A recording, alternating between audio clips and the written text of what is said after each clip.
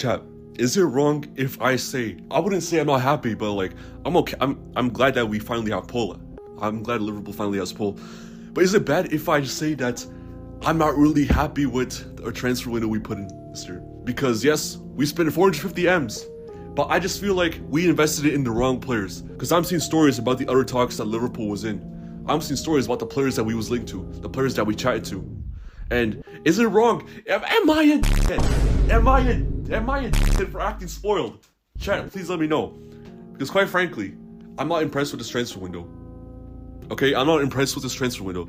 So, ladies and gentlemen, boys and girls, as you know, Alexander Isak went to Liverpool. I'm not gonna lie, when I saw those headlines, this had me acting like how Momo acts around Okarun. You know that one clip, I'm gonna put it up here. You know how Momo was acting around Okarun? This was dead how it was acting when Isak signed for us, bro. A grown-ass man is making me giggle and smile and kick my feet in the air.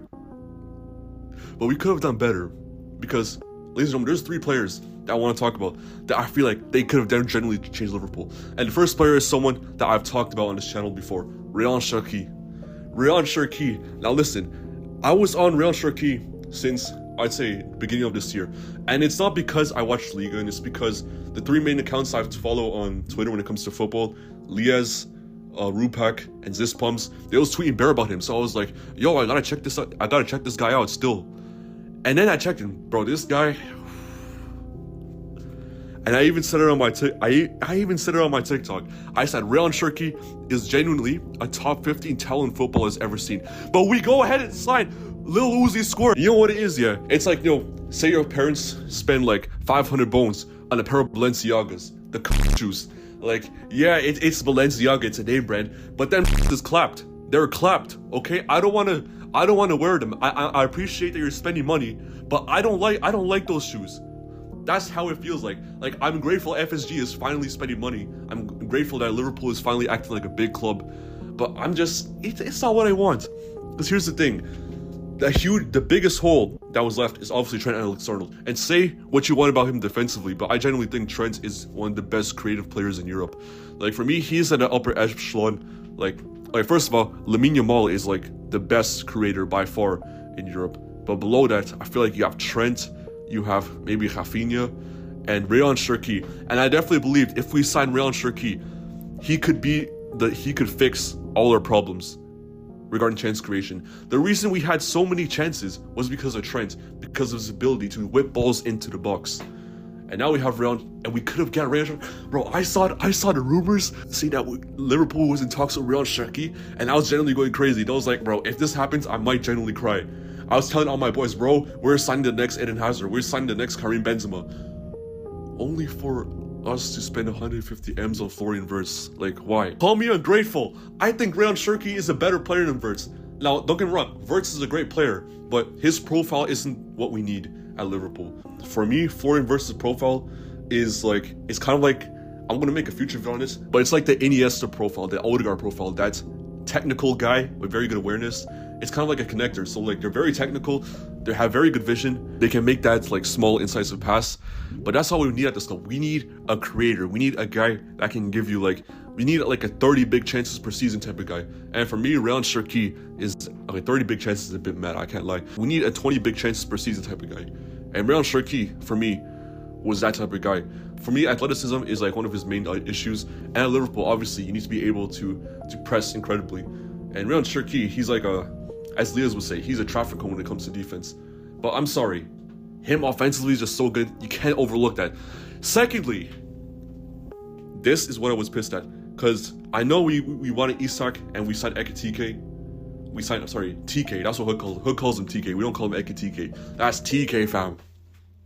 I'm sorry, that one never. Reports are coming out that we was in talks to sign Rafa Leao in the swap deal plus cash for Chiesa. We could have gotten Rafa Leao. Milan, it wasn't that we didn't even want to buy him. Milan reached out to us and said, yo, we'll give you him for Chiesa. We'll give you Rafa Leao for Chiesa. Please do business with us. And we sent Isak. Don't get me wrong, Isak's a great player. But for me, Rafa Leao, I think he's a better player than Isak. And I'd say he's the best player in the Serie A. Now, yes, the performances don't show that, but that's because, bro, he's playing for my man's a part-time rapper. He doesn't care about Milan. Milan's a dead club still. He's not even playing. The moment he moves to a big, he needs to move to a big club like Liverpool, like us. And I definitely think that left wing spot is something we need quality at. It's something we need a lot of quality on. And whilst Gakpo, I think he's a great player. I think off the bench, I feel like Rafael is basically just Cody Gakpo. He's just a better version of Gakpo, basically. And all of you guys are gonna say, oh, but Shriesty, oh, he's just an on his day player. Listen, I don't care if he's an on his day player. I don't care if he's making rap music on the side. I don't care if my man's trying to be King Von. The point is, he has talent, and I'm confident Arne Slot can whip the work right into him. Wait, no, that sounds a bit mad. I don't even. For me, my ideal front three would have been Rafael on the left, Ekitike in the middle, and Salah off the right. And obviously, I'm hearing that in the future, we're going to be signing elfayz as a solid replacement, which I'm not mad at. I actually like this. I like this move. Finally, the third thing that I wanted was Baleba. Now I know that Manchester United are currently the favorites to sign him, but I just feel like, bro, we need a backup to Gravenberch. We need that real, what I like to call like a bad man in midfield. A bad man, a guy who's like very physical, great athleticism, like a proper DM, but also like can carry the ball. Caicedo was supposed to be that guy, but obviously we lost him out to Chelsea. And Endo, I mean, Endo's just a pure defenseman. He's a pure enforcer, and he's getting kind of old. So I feel like Baleba is we need more physicality in midfield. That's what it is. And we need Gravenberch to rest. We need a backup for Gravenberch. That's the huge reason why we lost to PSG, just because we didn't have the physicality and the athleticism in midfield. They just completely outran us.